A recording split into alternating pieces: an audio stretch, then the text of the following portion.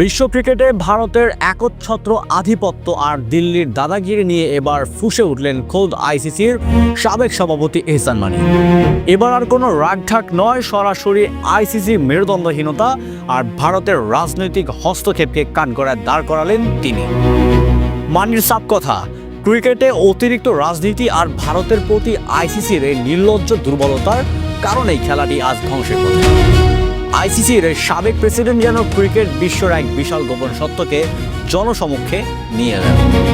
যখন আইসিসি প্রতিটি পদক্ষেপে ভারতীয় ক্রিকেট বোর্ডের ইশারায় নাচছে, যখন খেলাটির নিয়ম কানুন আর সূচি তৈরি হচ্ছে একটি বিশেষ দেশের স্বার্থে, তখন একজন সাবেক সভাপতির এই প্রতিবাদ কি ক্রিকেট রাজনীতির মোড় ঘুরিয়ে দেবে?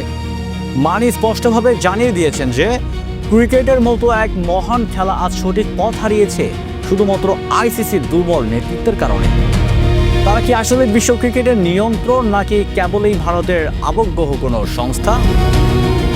টেলিকম এশিয়াকে দেওয়া সাক্ষাৎকারে আইসিসির সাবেক প্রেসিডেন্ট এহসান মানি বলেন, আইসিসির বর্তমান পরিচালন ব্যবস্থা আর কার্যক্রম নেই।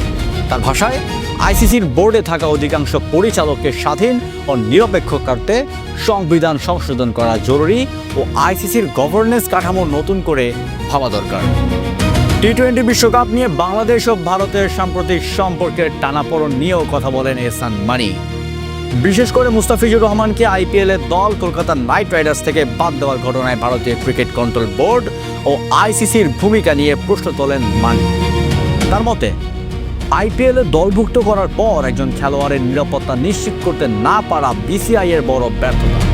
এই কারণে বাংলাদেশের পক্ষ থেকে নিরাপত্তা নিয়ে উদ্বেগ প্রকাশ করাটা স্বাভাবিক। তবে শুধু ভারত নয়, বাংলাদেশ ক্রিকেট বোর্ড বিসিবির ভূমিকা নিয়েও সমালোচনা করেন মানি।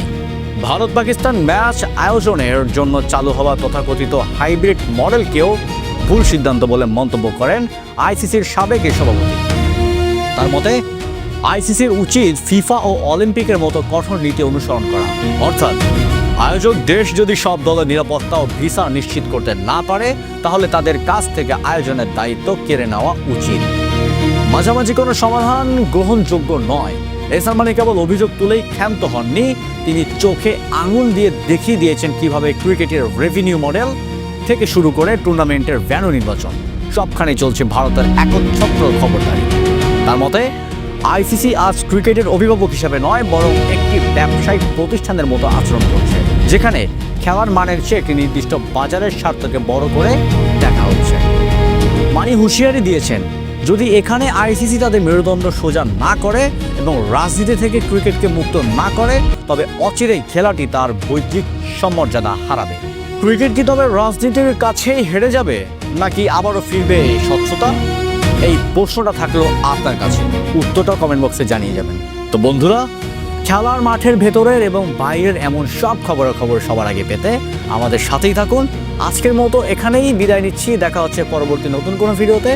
ভালো থাকবেন, সুস্থ থাকবেন, ধন্যবাদ।